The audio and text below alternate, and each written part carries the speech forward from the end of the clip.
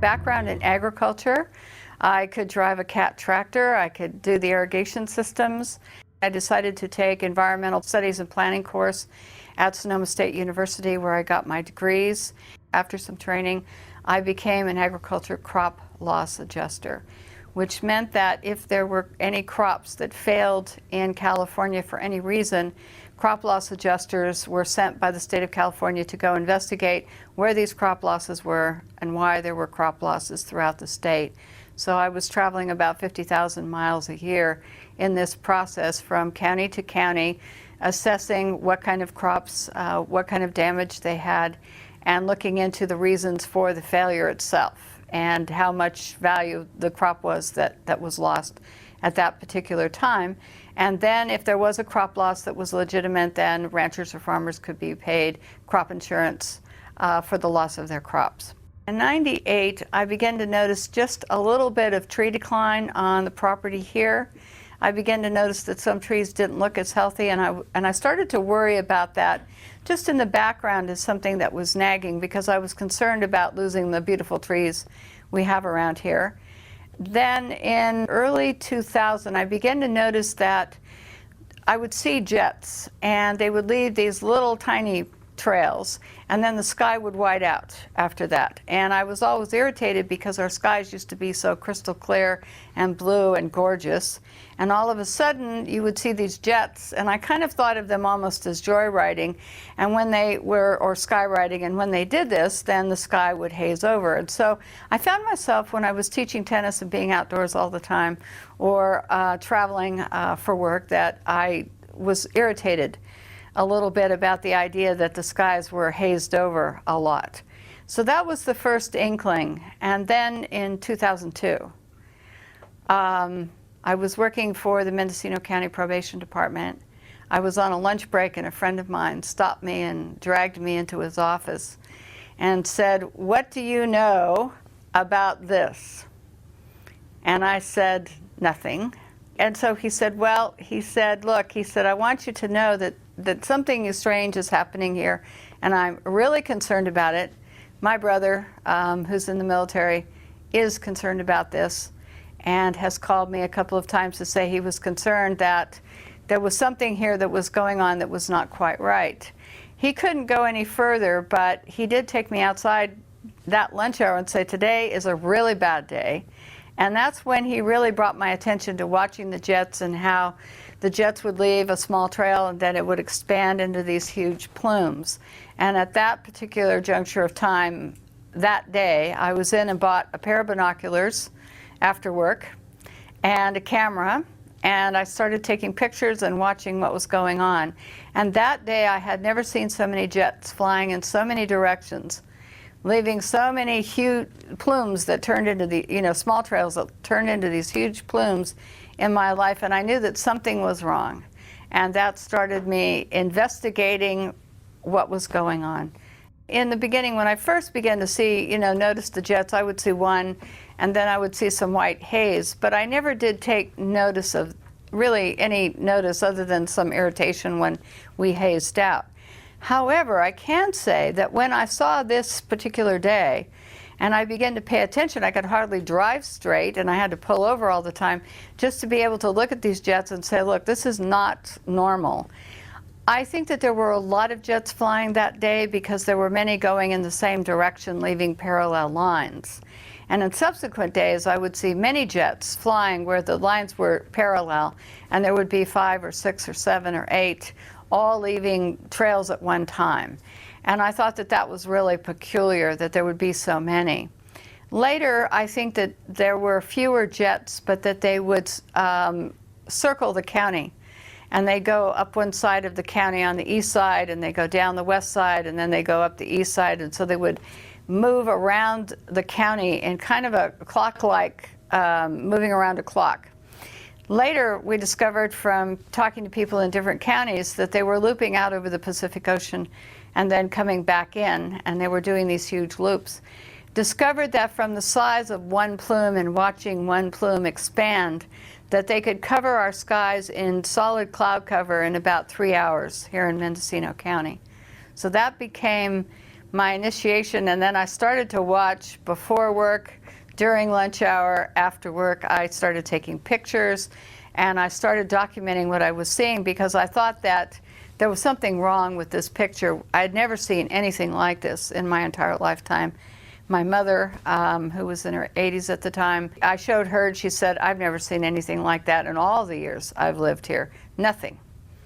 I went to look at NASA studies, and NASA in their school program and also in their terminology and their research began to realize that there was a brand new phenomenon that was occurring in which jet contrails, instead of dissipating relatively quickly if you saw them in a few seconds, began to persist and grow. And NASA studies proved that they turned into man-made clouds that would change the climate, exacerbate global warming, impact natural resources. And they began to show pictures on their website of clouds that look like these in the pictures next to me. They would show these pictures.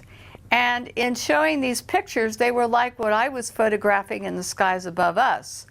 So I realized that there was a great deal of interest by many agencies and universities into looking at these and what effect they were having on the climate, what effect they were having on raising humidity, what effect they were having on, in other words, what was going on with these that had changed, why they were persisting. But what happened was that they never did in any of their investigations. Most of the time they only looked at commercial airlines. They didn't look at military emissions and plumes. The second thing that they never did is they never took into account that there might be something environmentally unsound about having our skies covered over with these clouds in the beginning. They just noted them, but they never addressed if anything was being sprayed or what changes in the jet or jet fuel or anything else was causing them. They scrubbed all that documentation, so all they did was identify them as persistent jet contrails. In order to gain some sort of credibility and be able to speak at the United Nations and speak at other areas, if I had used the word, for example, chemtrail, the United Nations would not have invited me as a keynote speaker, because then I would have been talking about something that was listed on all these websites and by the Air Force, by NOAA and NASA as a hoax. So you don't gain the credibility of anyone or any group or agency when you just use the term. So it didn't behoove me to use it, and so I refused to do so. NASA, first of all, in the late 1980s, initiated a schools program for children K through 12. And they started in some foreign countries, and then they brought the program to the United States. And NASA began to have children starting to count contrails because they said that their satellites and also that they couldn't count them from the ground. So therefore, they needed school children to do this as part of a kind of like a game. I think that they really began to want children to think that this was a normal phenomenon. And so in the late 1980s, this program started to go through. When we offered to give our videotapes and our pictures and called up NASA and said, look, we'll provide this because we've done day-to-day, time, date, everything on the pictures and on the videotapes. And NASA turned us down because school children, as they put it, were more reliable. Now, the other thing that was odd, I kid you not, this is what I was told. I mean, I was speechless at this point. But that's what I was told. So then the second thing I found out by calling the National Weather Service, and I would ask them, are you on, online, are you looking at the satellite? And they said yes. And I said, can you look over Ukiah? And they said yes. And I said, well, can you see a jet, leaving a plume? And so I was on the phone with them, and I found that within a few seconds, if a jet leaves a plume and it starts to get a little bit larger, not real small, but a little bit larger, they can see the plume expanding. And we were talking about the same one that was going right over Ukiah, and the plume was expanding. And I said, well, how come in your weather reports you don't talk about this as man-made clouds or persistent jet contrails? How come you're talking about this as being a front, a weather front. And they said, well, that's the way we deal with it because it's clouds. So we look at it that this is being, a weather front is coming through and this would produce these clouds. Well, I said, but it's not being produced by a weather front. The barometer is not dropping. There's nothing going on. I said, how come you don't just use the terminology? And he said, well, we just don't. So it was an odd dichotomy of having your weather reporters who could see these on satellite, which told me that the argument that school children could do better and that they couldn't see the contrails from satellite, they can see them and they can see the cloud cover. I even found out from the National Weather Service that they can see haze. They can actually, it's so good, they can identify haze. So I begin to think to myself, well, if they're seeing all this, why isn't it being reported? And it's curious because no weathermen will talk about it.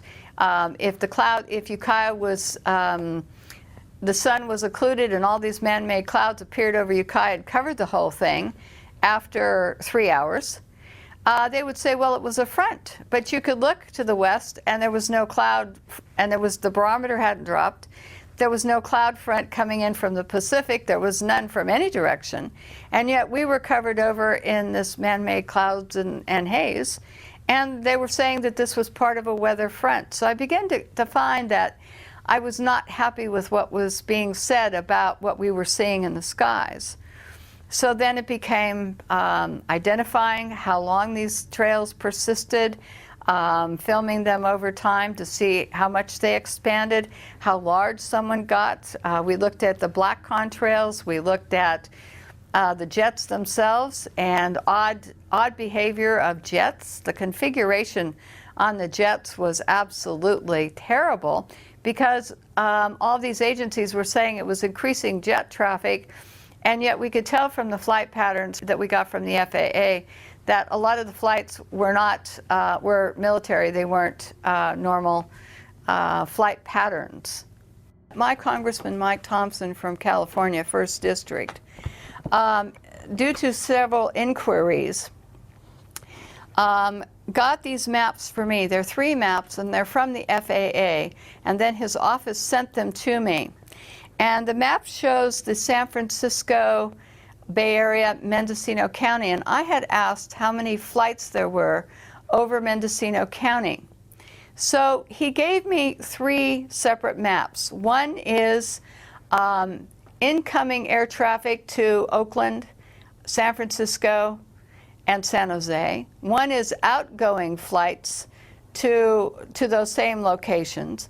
And then a third one was what they call intra-flights. And this is designated on the map in yellow. What we discovered was in Mendocino County there weren't many commercial flights flying over Mendocino County. So in not having many commercial flights flying over Mendocino County, we discovered that it was the intra-flights that we were seeing looping the loop around the county and making the X's in the cross hatchings. And from these maps, I first learned about intra-flights, and I also figured out that commercial airlines were in trouble. So when you have commercial airlines, if you'll note in the green and the red and the blue areas, all of these flights leave the airport, they take a trajectory and they fly in a straight line to wherever their destination is. They don't have extra fuel to loop.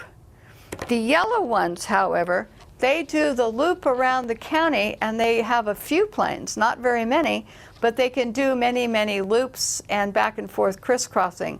So you'll see the loops, and that's how we begin to figure out that the jets, leaving the persistent contrails, which turned into these heavy plumes and cross-hatching, were actually the ones that were the intra-flights that were moving around. But we had very few that flew over Mendocino County itself. So the commercial airline impact for our county is so small here, absolutely so small, that there wouldn't be the type of impact from seeing many persistent jet contrails from them. And they fly straight. They never loop. The jets around us look like racetracks sometimes, where they're going in an oval around the county, or they're going over the Pacific Ocean, over to Lake County, and back. So they're traveling across many counties in these circular patterns. And this was the first time I had the FAA representation to show this particular endeavor.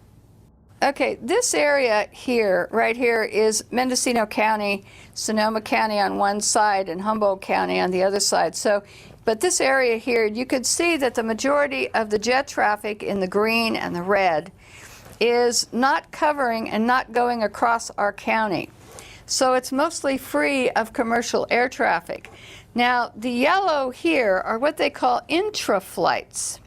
And this is where they go in all directions. Now, there are no flights which leave Sacramento to the east of us that fly out over the Pacific. No commercial flights. So therefore, the intra-flights go in this direction. They go towards Sacramento. They go in all directions. But you can see the big loop pattern here, which would give you, if they were leaving persistent jet contrails that persisted, then you would see these different loops. Other jet patterns loop around the county like this. So we started to see that from this map, we learned that intra-flights couldn't possibly be commercial airlines because they'd be using so much fuel and they'd be off their schedule.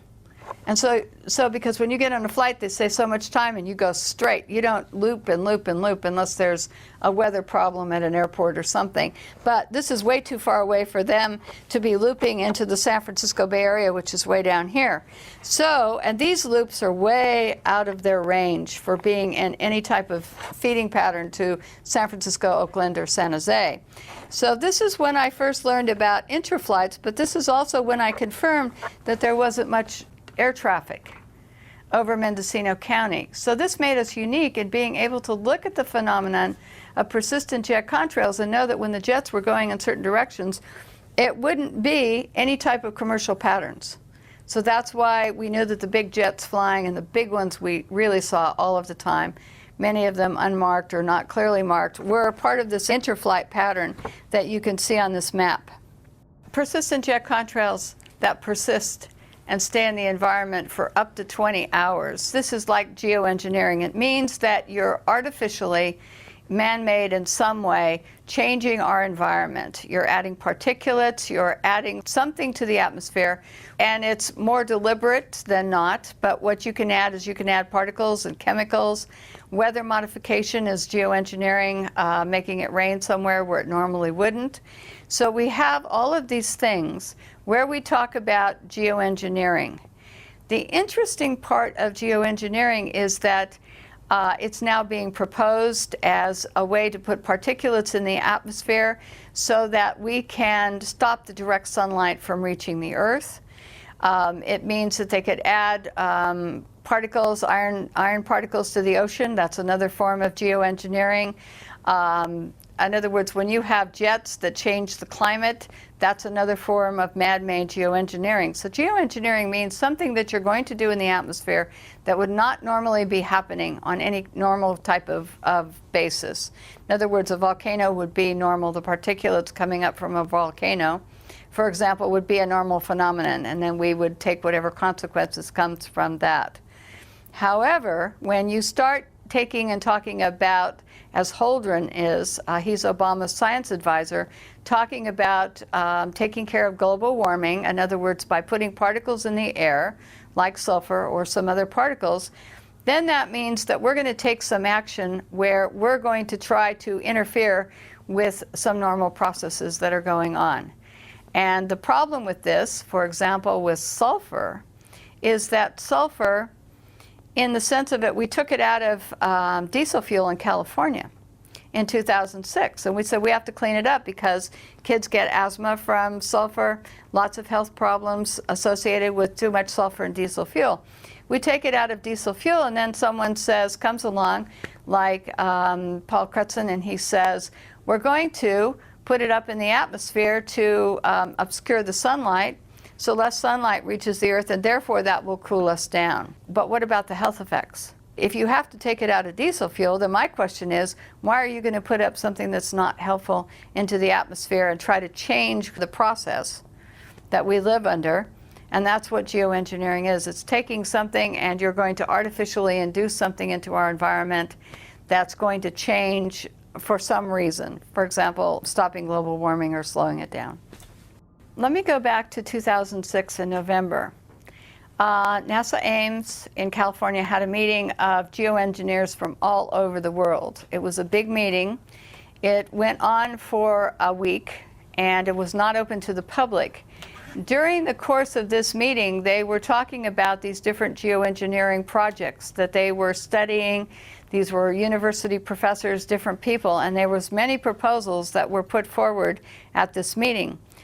I was lucky enough to be present at the one-day public event that they had on this meeting, where several of the scientists and college professors spoke at this meeting with regard to geoengineering. One of the things we have on tape, because it was allowed to be videotaped, is that they were talking about the word geoengineering. And many of the geoengineering people in 2006 said that they had kept the word out of the public realm because they knew that if the public would find out about some of their schemes of putting chemicals into the air, to shooting salt into the air, all kinds of different experiments, that the public might say no. So they actually admitted that they kept the word geoengineering out of texts and out of, you can't find it in a lot of college textbooks at any lower level in high school, or you can't find it in undergraduate classes a lot of times in colleges. I found that to be true because I went back and looked. So what happened was the phrase was taken out, but a lot of scientists were getting money to study how they could interfere with the normal atmospheric conditions. So there was weather modification, there was planning to put chemicals or particles in the air. And so these schemes had been around for a long time, but they weren't really discussed in any public forum. They were discussed within their own cliquey group, essentially. I think that they're trying to begin to put it out to the public because they've been experimenting on it for a long time and they want to do more experiments and they need the funding. And one of the things that these geoengineers were talking about at their meeting that we heard is that they wanted to be able to take these programs forward, make them public so that they got more funding for experiments with these programs. This is the curiosity, though, is that they were talking about shooting up ocean water into the atmosphere, in other words, in salt particulates. And they knew from some experiments that salt particulates rain out quickly. Well, if you shoot salt particulates into clouds as a particulate to make it rain, when that cloud rains out over land, you're going to salt up your soils and make it unproductive for agriculture. You're going to salt up your drinking water sources.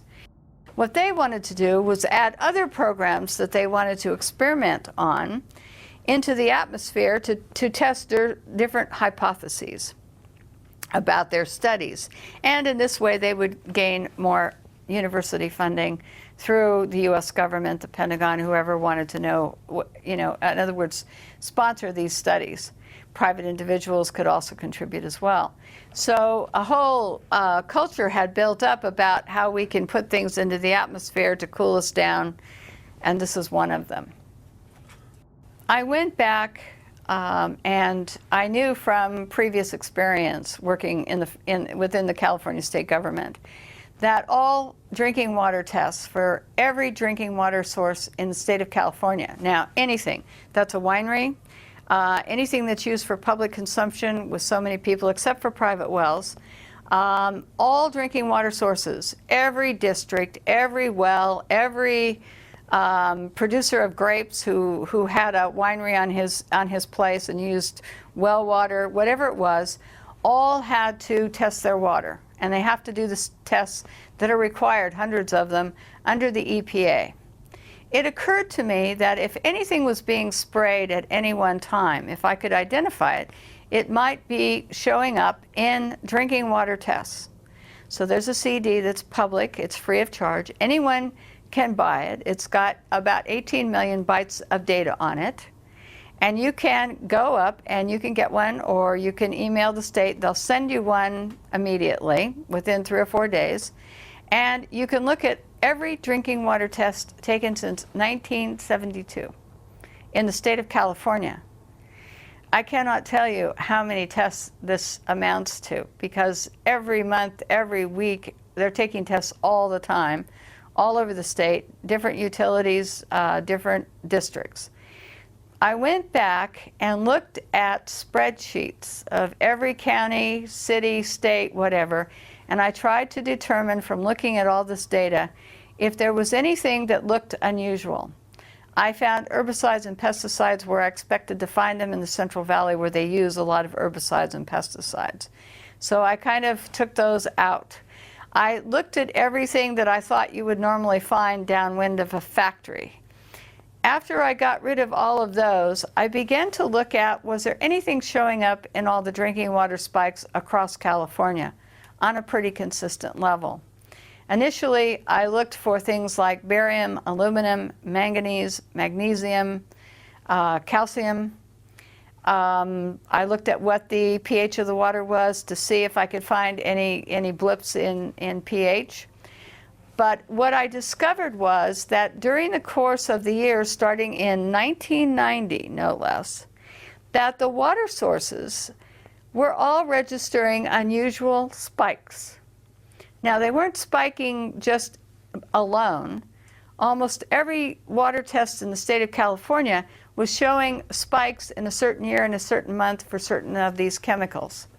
And I have a list of them, and I will be able to give them to you, but I was absolutely amazed and surprised about these spikes, and I said, what's going on? Why are these spikes occurring in almost all the drinking water sources all at the same time across the state of California? Now, sometimes wells would spike in a time distance if they had any type of, the water that would come down in rainfall or flooding would get into the well systems. Then you would show spikes later and not as high because of percolation problems. But we began to find these spikes. And it began to tell me that somebody somewhere was beginning to use inordinate amounts of arsenic, barium, aluminum, calcium, manganese, magnesium, and that all of these things, lead, iron, were all spiking at the same time. How can you have them spiking in the same time across the entire state of California when prior to the 1990s, and they were testing for these chemicals prior to the 1990s, that they weren't showing up in water systems at all, or they weren't spiking? And all of a sudden, way over state and federal standards, we found this data. A friend of mine took and graphed every single water district, every single piece of data, and we now have a graphing program so we can look at any water system in California, and we can determine if they were spiking in unison with any other water system across the state of California. It took 300 hours to write a program to do this. Monumental chore to do, but we now have it, and we can show you the graphs. We can show you the actual water data from the state and show that these are unusual spikes. My job then began to go and look at graphs that were provided by the California Air Resources Board. And what we discovered is that the spiking from the California Air Resources Board air tests were also spiking in the same years and at the same time, and coordinated with the spikings in the water supply, which led us to believe that this was something that was airborne and had to be hitting us from the air. Now, the California Air Resources Board did do a number of tests to see if any of these chemicals over time, and they weren't doing it because of us, they were doing it out of curiosity, but they did run some tests to see if any of these chemicals were coming over from China. And what they found is, if it wasn't in any great quantity, and for the most part here in Mendocino County, where they had one test site, there wasn't anything coming over. So that led me to believe that it had to be over us. Something had to be happening that was happening here versus maybe somewhere else coming in from the Pacific. So that sent me off to look at government documents on these chemicals, how dangerous they were, where they were being used, factories, everything. And what I found out was that we were having these spikes here, and we have no industry between the Pacific Ocean and Hawaii and where we are here in Mendocino County. There wasn't any industry, and the few industries that were small and weren't consequential because they didn't release anything that would look like the massive amounts of lead and iron and barium would not be coming from those particular plants. Professor Gregory Benford in 2006 was on KNBC and interviewed on television in Burbank, California. And what happened is he said that you can mix aluminum and barium and you can make clouds, and that he saw it coming that they would be able to put these clouds where they wanted them to do what they wanted to with them. And he's part of the geoengineering group that I was present at when they had that meeting at NASA Ames.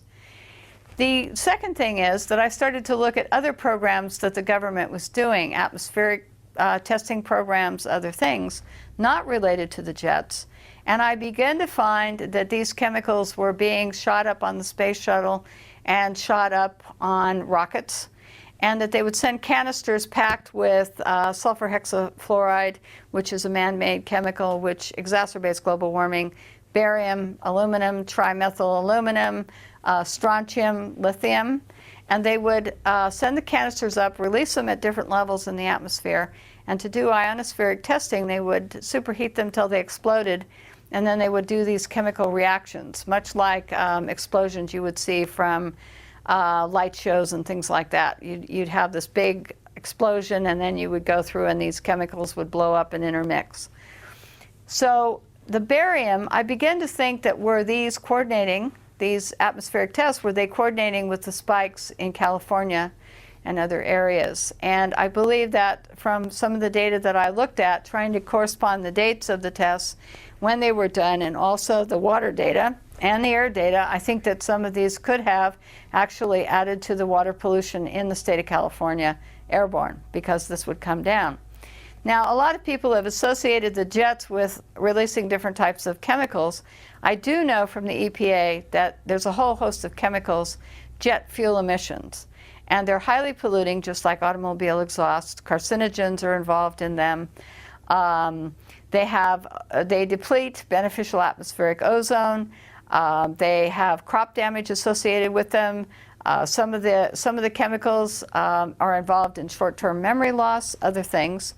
So we do know that in this plume, it's not benign water vapor and ice crystals.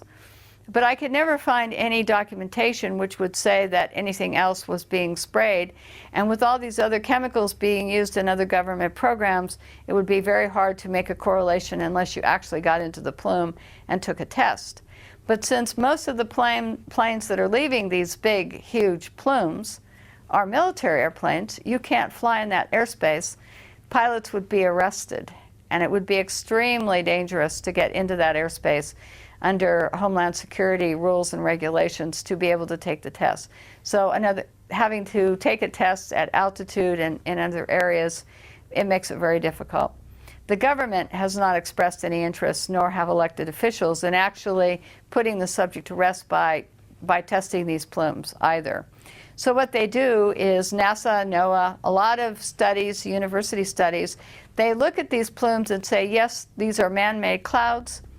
They don't say how they turn into man-made clouds, if it's chemical or whatever. And then they discuss the fact that in these clouds, that it's causing certain types of problems, covering us in cloud cover, dimming the sun, and then it's changing our climate and negatively impacting natural resources.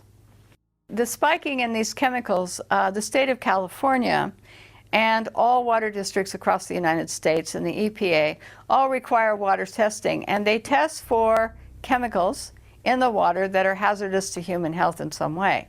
If they figure that a chemical is not hazardous to human health or animals, etc., they normally don't test for it. But the minute that they think that it's going to get up above a certain level that it would be injurious, they test for it to make sure that they try to keep it below that standard or to keep it out of our drinking water supplies altogether. So the concern is that when we're seeing these spikes, overstated health, when they go up above any acceptable level that the EPA has put in place for these chemicals, we know they're dangerous, they're going to have a human health impact. And they're going to have a human health impact on animals, humans, anybody that is coming in contact with these chemicals. So this is what we know, is that the EPA and all these government agencies wouldn't be testing unless there was a problem. What impact they're going to have is each chemical has a different property to it, and they have synergistic effects. So it's hard to say that if you are exposed to a whole source of chemicals, what the synergistic effect. In other words, each chemical will have one property. For example, barium can raise blood pressure, just as one. But when you combine that with other chemicals, then what kind of reaction are you going to get? How much are you exposed to, etc. So we have that element of it. But persistent jet contrails, on the other hand, are changing our climate, and they're changing the agriculture part of what's going on with us. When you change the climate and you change the microclimates and you put in more cloud cover, you're going to lower crop production. And they know this from University of Illinois corn crop studies, that if you have normal rainfall but you have more cloud cover, crop production drops. In areas where you had direct sunlight mixed with normal weather, then you would have increased crop production. So just putting and saying that these are ice crystals and water vapor, it's benign in the environment, not true, because it can heat us up. It can change the amount of sunlight reaching the earth, so it can affect the health of crops, health of your trees, because without photosynthesis, trees and plants can't grow strong enough to produce.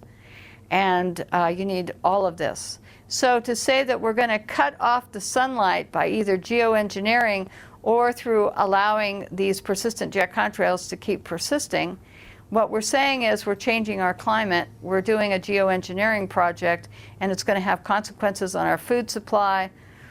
Any chemicals added would have consequences on our water supply. So there's a broad impact here. So whether I know what if jets are spraying anything in particular, what I do know is that they're already harming the environment, and that there's a lot of studies that talk about the impact in coming years will be tremendous. In some cases, they don't know what the effects are. They want to experiment, and they readily admitted that. That was one. Two, they want to be able to continue with their work, because that's job security for a lot of university professors. Three, several of them have stated, well, you know, the public, we're going to be who the world turns to when global warming becomes this big problem. They're going to ask us to save the world. We're going to be the new stewards of the environment, and our programs are going to be the ones that will be initiated to save the world from global warming or whatever catastrophe. So therefore, we have to experiment now, get the funding and experiment now, or continue our experiments so that we are ready to be the new stewards of the environment. But the problem is, when you start putting up chemicals and you start doing atmospheric experiments, you start to impact agriculture, food supplies, watersheds. You start to impact everything that we depend upon for life on Earth. And what happens if their programs go awry? And when they were asked this, they said, well, then, it's just an experimental program. Well, if someone gets hurt or harmed, well, so what? Their attitude was very cavalier about this. And Professor Benford actually wrote a program about the Arctic, and they said in his article, he even said, well, if something goes wrong, why, it will wash out eventually in the long term. And if you have to sacrifice a few people or an area like the Arctic, then that's okay, because it's all in the realm of scientific study. So it's a fascinating article to read. I think it's actually the underlying cause of all of this, and some of the funding is military funding, because the military wants to be able to control the weather. The military has got an agenda that if they control the weather, they can control any country to make it do whatever they want. And many documents, Owning the Weather 2025, there's several documents in which they talk about how rather than having some weapons of mass destruction, in other words, bombs or something, if they could control the weather in a country, they could actually force them and say, look, we will put you in drought, we will put you in floods. So some of the experiments with the weather modification and other things that the geoengineers are doing would mean that it would be a military application, and a lot of money comes from the military sector for this. I've looked at some of the universities and I looked at the funding chain, in other words, who's funding these, because it has to be public, and we know that the military is also initiating programs and paying for funding. So when you look at the funding stream, you can see that it's private corporations, you can see that it's the military. So there's a lot of funding in there that's not coming from you and I because we couldn't afford it. And the big military budget is where there's a lot of extra money for experimentation.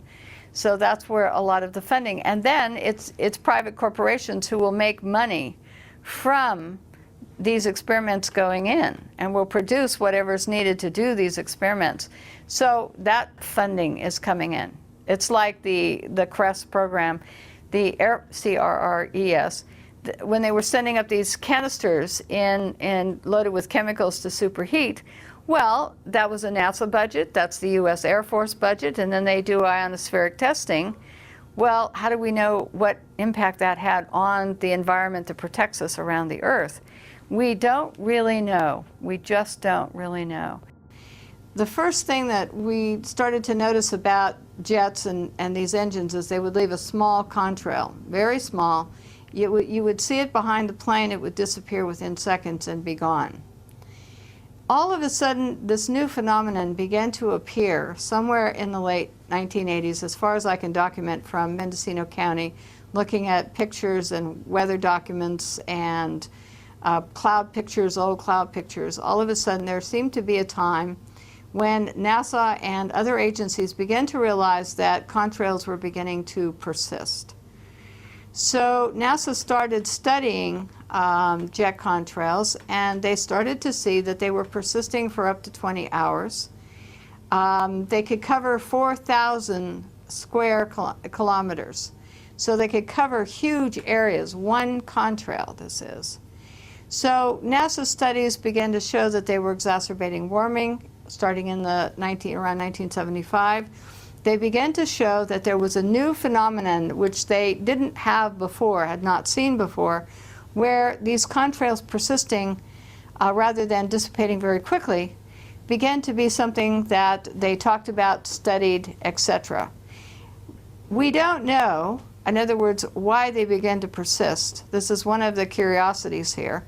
And we just know that the studies, that they were studying them, but they didn't study what they were composed of, why they would be forming, and in other words, expanding to such huge sizes.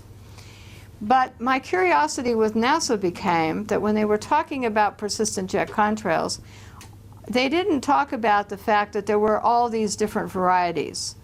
In other words, one side of the jet having one type of contrail, the other jet engine on the other side leaving a different type of contrail. One would dissipate quickly, the other could leave a large plume. We had black contrails that we were seeing here. We had contrails that would turn into, it looked like toothpaste on a tube. And when you saw these, I call them toothpaste trails. When we saw them, what we noticed is that they would dissipate relatively quickly. They'd break up into unusual configurations. So what I did is, in order to have people understand that what they were looking at were different types of trails that had different dissipation rates or would turn into haze, and also that these contrails that we were seeing would turn into different types of man-made clouds. NASA just talks about jet contrails turning into man-made clouds in their studies, but they don't tell you about the brown clouds. They don't tell you about the different cloud configurations that these contrails turn into. So one of the things I did from my pictures and from videotape and looking at different times is I compiled this index in 2006 of some of the different types of contrails that we were seeing, and I named them. The reason I named them is people were telling me what they were seeing, but they had no vocabulary. So in naming them, people would tell me that they would see toothpaste trails, or they would see knots on a rope where you'd have a straight line with little bulges in it that looked like someone had tied knots in a rope. You would have black contrails. So this particular document, poster I created to put on the internet and to give to people so that they could see that this was different than anything that they had seen before. So when I started to document this, I took and I would find that there were things called bursts, where a jet would fly in leaving a contrail, and then all of a sudden you'd see this huge burst, no contrail leaving, but you would get this kind of configuration. And I go, well, what happened here? Why did this create a burst which then expands for miles and miles and miles over the sky above us? And why would this part of the trail turn into this type of configuration? So this was odd. So we had bursts. Then this configuration, on the same day, we'd see other jets flying in, and it would leave bursts that look like this. And after a period of time, they would turn into these kind of little cloud formations that would hang out in the sky around this bigger burst. Now, other trails that would be left would be absolutely huge in configuration, and they'd start small, like up here. Every one of these contrails started very small, just as a fine line. But then after watching for a minute or two, we would figure out that it would turn into one of these other configurations. So some of them, we can tell right away, would turn into this type of a plume, which would turn into this white, in other words, kind of a cloud-like formation, but not a real cloud. It's a man-made cloud, according to NASA, and it would cover the whole entire sky. So these configurations, if we saw anything that looked like this after a short period of time, we knew that this would cover the whole sky. Now, other configurations, knots on a rope, you'd have something that looked like waves. You would have what we call mushroom type of contrail, where part of the contrail turned into mushroom-like, it looked like mushrooms growing on one side of it, and the other side would not have that configuration. So the two sides of the jet engine would release a different type of plume, which would turn into, on either side of the jet, one plume could dissipate quickly, the other plume could turn into a different configuration. So we thought it odd. Then we'd have black contrails that would expand and expand like the white ones, but look like black. So we thought, well, what's being released that would turn black? So all of these contrails I put into this poster so that people could see the feathers and the different ones. And as this was on the internet, people began to say, we're seeing this type of plume today. We're seeing a twist, where it looked like there's a twist on one end and then this big plume would come up. So they could name the trails, how long they were seeing them. So when I talk to people from around the world and in the United States, we can discuss what type of trails that they're seeing, and then they tell me about more and send pictures of different ones. Now this one, this colorful one right here, almost looks like an aurora, and this type of contrail is usually laid out before we see this kind of configuration. Now, without this, you can't see the color in the background unless you have the contrail here to show you what it looks like against the cloud. You can't watch the experiment or whatever's going on.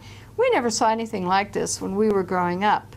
My mother, who first saw these when we were back first seeing this in 2002, said, never saw anything like this. We would have noticed. Somebody would have been taking pictures of this. Someone, see, it has to be new because there were no pictures of this. So this is why I invented this particular poster, just so that people could get an idea of the different types. Well, then what happens? Why would you get different types? And so the standard answer is, well, there's different atmospheric conditions. But then we found that one jet would lay a short contrail, another jet right behind it would be leaving one that turned into a huge plume, another one would leave white haze. So we're saying it can't be just atmospheric conditions, there has to be something else going on. Then we saw X's and stop and goes, where a jet like this would leave a plume and then all of a sudden it would stop. We saw spray apparatuses where there was a wingtip to wingtip spraying, so that you could see that there was spray coming off the entire length of the wing. Stop for a while, then start again, stop for a while, start again. So all of these things were going on, and we're saying this isn't just normal, something that we've seen since 1919, before we even had the equipment and no jet engines. So when NASA says they've seen contrails, for example, since 1919, not from jet engines because they weren't in existence. Many times in recent years, we have seen this configuration, this aurora type configuration here.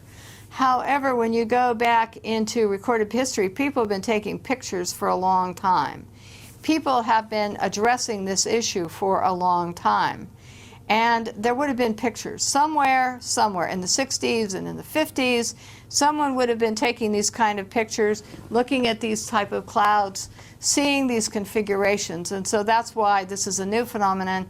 And this is something we have to address because it's impacting agriculture and the amount of sunlight reaching the earth as these expand.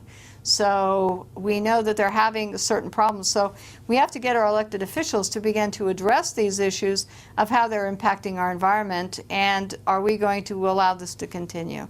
And that's another issue here to be dealt with somewhere down the road. But this is why I'm bringing all of this to attention. Now the other thing is, up in these pictures up here, a lot of pictures we have white haze. And we never had white haze here. We had clear, deep blue skies. We could see the stars. Now we have studies showing that telescopes are going to be worthless because we're either going to have the white haze or we're going to have these man-made clouds. You won't be able to see the stars, which we can't a lot at night, because we've got all of this cloud cover and white haze going on. But a lot of times the jets will quit spraying here if they say there's some celestial event going on, or there's going to be some sort of fireworks or an air show. All of a sudden, how come we have blue skies? Jets aren't leaving contrails anymore just because there's an air show or because some event is taking place. So sometimes we have no jets and our skies start to go back to blue and the white haze begins to dissipate. But then the minute that they start again, then we go back into having our skies look like this. That leads us to questions on why rickets is on the rise, where children now in the United States are suffering from rickets, according to the CDC, University of California at Berkeley, Kaiser Permanente Hospital, are all studying an increase in rickets. Why are we having rickets? Well, when it's the turn of the century and when children worked in coal mines in the United States, those children suffered with this bone disease called rickets.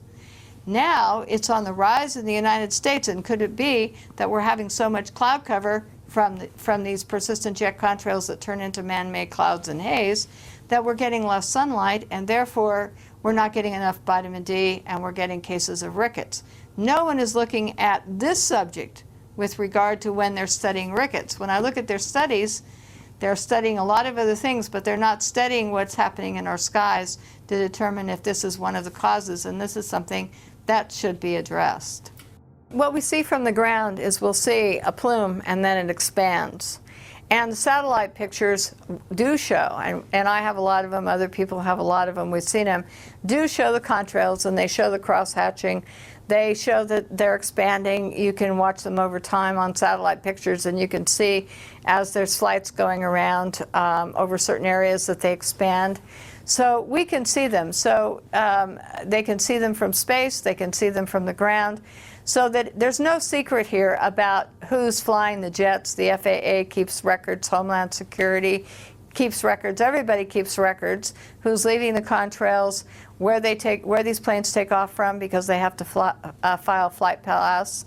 And they can see them and they can follow them at the National Weather Service to see how the plume expands. So this is not a secret. So the satellite pictures are very revealing, and they're very good with looking at this type of phenomenon. Global dimming just means that the amount of sunlight reaching the Earth is beginning to be reduced by cloud cover, by haze, by pollutants. So the studies have been going on for quite some time now, showing that the amount of sunlight reaching the Earth is being reduced. Now, the catch-22 here is, if we're already reducing the amount of sunlight reaching the Earth, then when the geoengineering community says we need to put particulates up and we need to put other things in the atmosphere to reduce the amount of sunlight reaching the Earth, we are already subjecting ourselves to global dimming from some of our activities and the jets.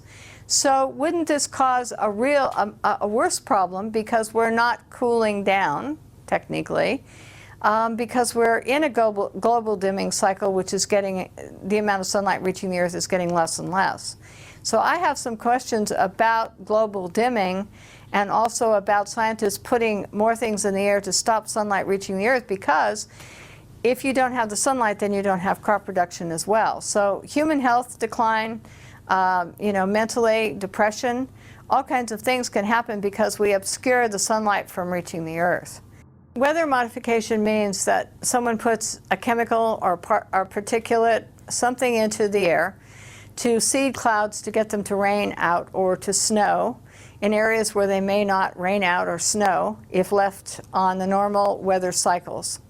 So weather modification is done throughout the United States. Anyone can modify the weather at any time without any congressional oversight, no state oversight, for the most part, except for Texas has an advisory body. But people can go and modify the weather. They may or may not have to report to the federal government, NOAA, and if they have to report to NOAA, NOAA can probably waive any requirements for reporting, and that's why we think that we don't see a lot of ongoing weather modification reported in the eastern part of the United States, is because they may be waiving the requirement. We're not sure about this, but that's another level of investigation. However, documents that I obtained from NOAA, that all public record, anyone can obtain them, show that there's over 60 ongoing weather modification programs in the states that are marked in yellow. Now, I designed this because of NOAA documents, and documents from Canada and documents from weather modification companies who were openly talking about doing weather modifications in other countries. So the yellow part of this section is all ongoing weather modification programs. They can use rockets, small planes, large planes. They can use any method to ground-based applications, shooting things into the air. All these can be used in weather modification by companies or states or cities, private companies, private individuals. Anyone can modify your weather. Now, they don't need public consent, public permission. They can use any chemical that they choose, experimental or silver iodide, which has been around for a long time. And so all of these programs are ongoing. One weather modification can modify 184,000 square miles at one time, and that's bigger than the square miles of the state of California here. California is only 164,000 square miles, and yet one state is modifying 184,000 square miles. That's bigger than Idaho is modifying, only has 63,000 square miles, but they can modify 184,000 square miles. So the range that they're modifying is into other states over other areas. Now, you can have rain enhancement, snow enhancement, you can have hail suppression, they can dissipate fog, all kinds of programs are going on. But most of it is involved in putting rainfall or snow, more of it, or into areas where it doesn't usually get very much. So you can, the major impacts are agriculture, watersheds, tree areas that might be subjected to not getting as much rainfall, and once these programs are implemented, they can't control the end result. So you could get flooding, too much rain, not enough rain. Now, Wyoming, for example, here, decided in 2006 to put more snow into the Wyoming mountains than ever in recorded history. And what they intended to do with that extra is to run it all into Southern California to feed Southern California's thirst here. So they implemented the program, and they were extremely successful. Never had Wyoming had so much snow in its mountains. However, since that time, Colorado and surrounding counties in Wyoming have on and off suffered drought, extreme drought, and they have less water coming down the Colorado River. There's less in the watershed. So you're having a problem that when you modify in one area, you're going to subtract or have a negative effect on another area. Siskiyou County up here in the central part of the state, up north of us and east, fought PG&E and solved the problem of the weather modification that was going to be implemented there, because they said, we don't want you to modify our weather to put our snow and our water somewhere else. So they put a stop to PG&E modifying the weather. However, the city of Los Angeles is now got a weather modification in the San Gabriel Mountains. And this weather modification is new, starting in 2008. And now we're having complaints from agricultural producers in this area that they're in drought and not getting enough rainfall. The Panhandle, Texas ranchers are complaining bitterly that weather and their snow and rainfall is being redirected into other areas by weather modification programs, and that the grass isn't growing, so that they either have to feed their cattle or go out of business. And there's an online discussion of that on March 6, 2008, that you can download from the Texas regulatory body here to listen to their complaints. And they even feel that some of the weather modification programs have triggered tornadoes and unusual weather events in their areas. So this is what it looks like here. Canada modifies the weather here. You're having some experiments in Florida, and you're having some experiments in Alaska, and Mexico is modifying the weather. So as the jet stream moves from west to east, California and PG&E says, well, if we need extra water, we can take an extra 10% of the water from one of our programs and keep the water from traveling into Nevada. We will have it rain out or and put it in snow, and we will have that do that so that Nevada could get less water. So as the jet stream moves this way and people are putting in more and more weather modification programs, it's going to affect agriculture, watersheds, water supplies as it goes this way, because you're going to be putting it in places that don't need it for private gain, commercial gain. Ski resort could have a weather modification over their ski resort, which might take water from somewhere else or snow from some other location. So we need to get Senator Kay Bailey Hutchison's bill, number 601, defeated this year, because it allows anyone to mitigate or modify the weather with very little definition of mitigation in order to do what? So, but all these government agencies would be allowed without congressional oversight or public consent to modify the weather. So what happens to crop production? What happens to normal climates? We can disrupt the microclimates. And we add to this the jets and NASA studies and IPC studies, lots of things, university studies showing that the jets are changing the climate. So now we're modifying the weather and the jets are changing the climate. No wonder people here are having, all across the United States, are having weird weather events or lightning events, or because there's lots of experiments. We have lightning experiments as well going on. So there's lots of things going on which impact all of us, but it's our food supply and our water supply that is going to be impacted the most from all of this. I'm not sure to what extent, but we're becoming more and more sophisticated in being able to possibly manipulate the jet stream. We're being more sophisticated in what MIT Professor Emanuel said in a television program that I saw on the Discovery Channel that was talking about this issue. He was saying that what we can do is we can take carbon black, okay, and we can take jets and we can release carbon black on the West Coast, and as it heats up going across the United States, it creates these weather fronts that grow in intensity. And what it can do is these weather fronts grow in intensity so that when there's a hurricane coming in over here, the jet stream and these fronts are moving this way, and it would push the hurricanes off the coast. Now, he talked about a fleet of jet airplanes releasing carbon black that would create these disturbances or perturbances, as he calls them, or fronts. My question is, what happens to the weather as this carbon black, which is soot, which is a pollutant that we don't like in our cars and automobiles and jets, starts being released by a series of jets, and what happens to the weather? What happens to the air quality as this is happening? What happens to agriculture as you change the fronts and the weather that's going on across the United States just to redirect a hurricane off, in other words, from Florida or some area on the East Coast? So these are being proposed, these geoengineering projects are being proposed.